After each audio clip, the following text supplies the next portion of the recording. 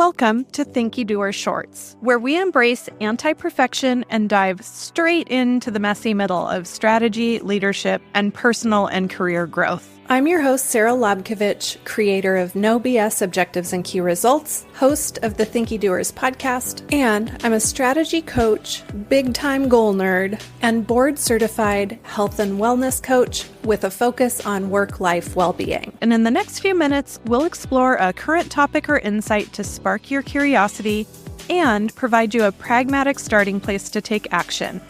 Let's dive in.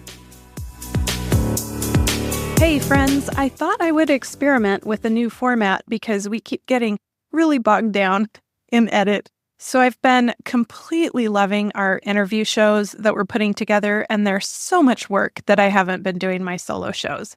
But this weekend, something came up that I couldn't really wait to put an episode together for.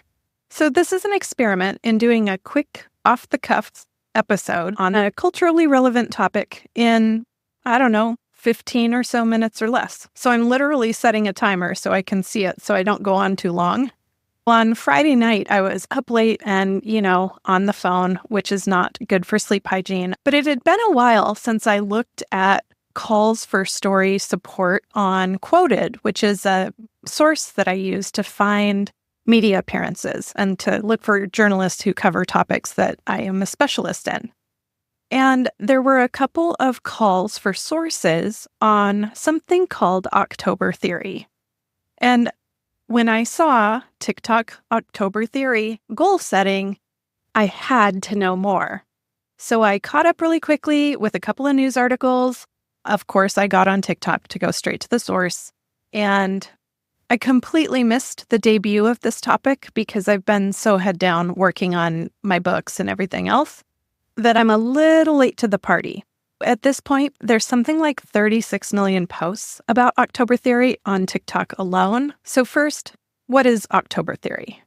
October Theory is the idea that October is a great time to do your assessment of where you are, think retrospective, and take stock and decide what you want to set your goals around in advance of the new year. So some influencers talk about it like it's a mini January, like a mini set of New Year's resolutions.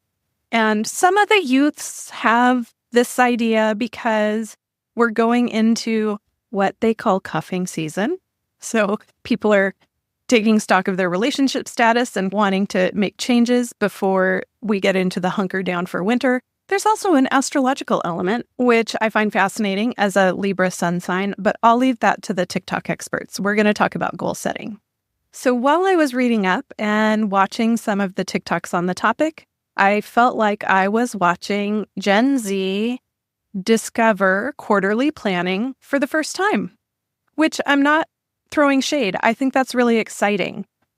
So much of Gen Z, if my stepkids and their friends are any indication, are so mobilized for change naturally that the thought of them starting with quarterly goal setting, personally or professionally, early on, just makes me think they could take over the world even faster, in a good way.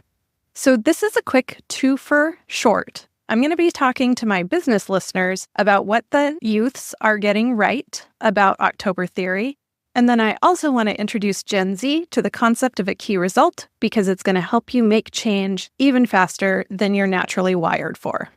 And yes, I'm talking about objectives and key results, or OKRs, but these are not your parents' or grandparents' OKRs. So for my business listeners, many organizations plan on an annual cycle starting the year in January.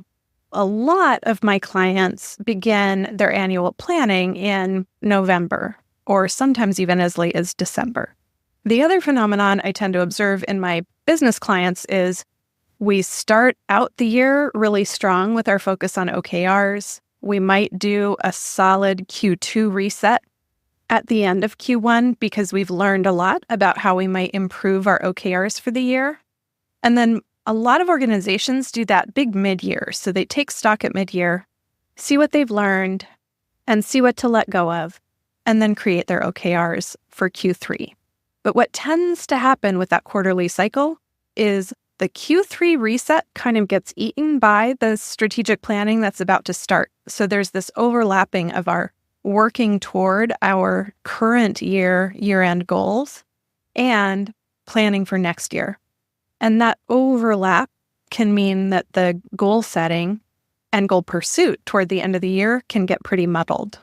I love the idea of this October theory, that October is a great time for a retrospective to look back on what we've learned this year, where we are in our current state, and then say, where do we want to be when we wake up on January 1st? That's no different from doing an OKR reset at the end of Q3. I just find a lot of organizations just kind of stop with their OKR rhythm at the end of Q3. I saw clients even in the last couple of weeks. Some of them, their quarterly reviews are on my calendar, and I saw cancellations of the quarterly review because people are so busy trying to get ready for budget season and strategic planning. So let's listen to the next generation on this one and prioritize the end of Q3 reset, because the sand in the hourglass is really running out on 2024, and you most likely have some really important progress to be made on your goals before year end, even while we're planning for next year. All right, now I want to introduce our Gen Z folks who are excited about October theory to the concept of a key result. And key results come from a collaborative goal-setting model and practice called objectives and key results, or OKRs.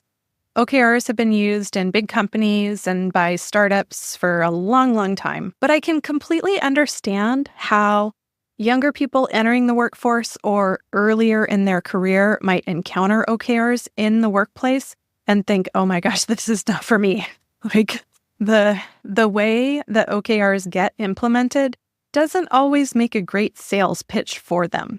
The experiences people have with them aren't always strong.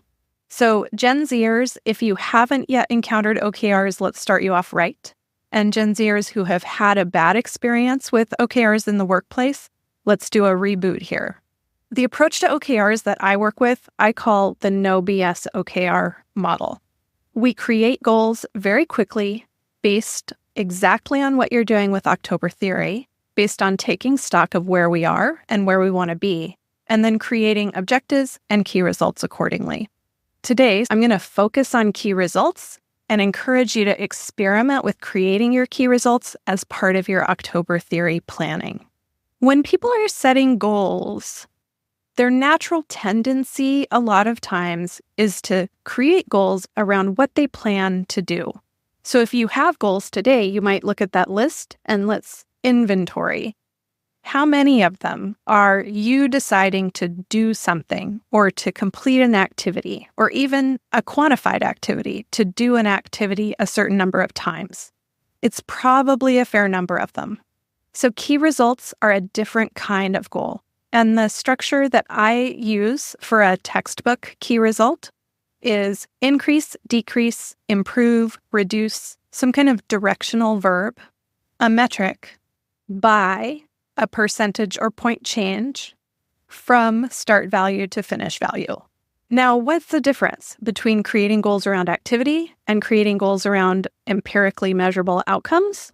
For one, you're probably signing yourself up for way too many activity goals than you can actually achieve. It's really common. For two, you might complete all those activities that you planned and check off all those boxes and still not actually achieve whatever outcome or result you really aspire to. OKRs define for us how we're going to actually quantify success and progress. And it sounds counterintuitive, but setting empirically measurable key results around what we hope to achieve in terms of progress and success can actually be super motivating compared to just setting goals around our activities. If we create goals around our activities and we don't keep up with that plan, then we feel bad about not being able to check off those boxes. It also causes problems for our tendency toward all or nothing thinking. So if we miss one activity and that interrupts our habit around the activity we're trying to complete, then there's a risk that you're just going to backslide and feel bad and stop doing what you committed yourself to do. Where when we create key results, we think about those differently. So when we create key results, we're going to think about what would be really incredible to achieve in terms of impacts or quantifiable outcomes of our effort. And we're going to think about that in a stretch way because what you're doing there is thinking about a future that doesn't exist yet. So there's no way to accurately forecast what the result is going to be with certainty. We recognize we're going into the unknown. We're trying to change something. It's not a sure thing that you're going to achieve it, although you're going to try your best to. But just setting that measurable goal gives you something to work toward, and then lean in to curiosity and learning about your progress. So instead of the risk of the all or nothing bad feelings that we get when we set just activity-based goals, when we create key results, if we're pursuing a key result, and even if we're not making progress, then the reaction we have isn't, there's something wrong with me that I'm not achieving my goal. I'm doing something wrong that I'm not achieving my goal. Instead, when we're working with key results, we get instantly curious. Even if you're not having any progress, the question you can ask yourself is, what's going on that I'm not making progress on this goal? Get curious. And then that gives you flexibility to adapt your activity plan so you can take stock, see what you might want to change in what you're doing that will be designed to advance your achievement of your key result with nimbleness and flexibility about the situation that you're operating in, which frankly changes from day to day. So those activity goals you're used to setting, you set at a certain time, that's your best guess at what needs to be done, and then you work toward them, but you're in a changing world and the circumstances and situation and you yourself are changing. It's really common for those activity-based goals to get stale or to become no longer relevant before they're achieved. Because with key results, we're asking and answering the question, what would be really incredible to achieve if everything goes right? It lets you envision a future that doesn't exist yet, the future that you want to create. It enables you to work toward that future with clarity about what you're trying to achieve. And it lets you lean into curiosity, whether you are achieving progress on your key result, whether you are not, or whether it's not moving. No matter what's happening with that key result, you can check in with yourself, ask the question, what's going on that this isn't going well? Or what's going on that this is going so well? Can I leverage that to accelerate my progress or to take what I've learned to improve my performance in some other area of my work or life? All right, so that's it. I'm going to wrap up for today. If you're curious about anything you've heard here, I would love to have you check out my upcoming book, You Are a Strategist, Using No BS Objectives and Key Results to Get Big Things Done. You can join the book pre-launch list at youareastrategist.com. Now, this book is a love letter to all of my listeners, but I would be so excited if this becomes the book that Gen Z learns about OKRs from, because I can't wait to see what you do with objectives and key results. Thank you for tuning into this Thinkydoer short today. Remember, progress beats perfection every time, and let's practice building in public together. If you found value in today's episode, share it with a fellow Thinkydoer. We love your review. And for more resources and insights, visit saralobkovich.com. Or if that's too hard to spell, there's a shortcut at findrc.co. We'll have our next full-length episode out in just a couple days, continuing on the theme of mental health for Thinkydoers.